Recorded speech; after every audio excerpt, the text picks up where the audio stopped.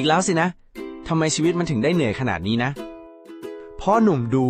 ถ้าจะแบกโลกไว้คนเดียวเลยนะก็ประมาณนั้นแหละครับคุณลุงงานก็เยอะปัญหาก็แยะไปหมด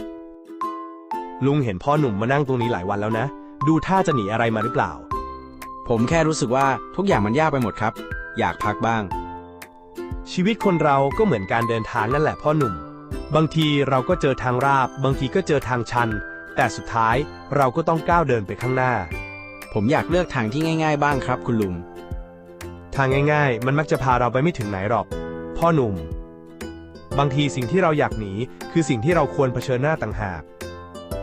แต่ทำไมมันถึงยากขนาดนี้ครับคุณลุง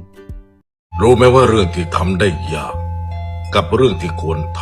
ำมักจะเป็นสิ่งเดียวกันสิ่งที่มีความหมายมันไม่ง่ายความง่ายไม่มีในชีวิตผู้ใหญ่หรอก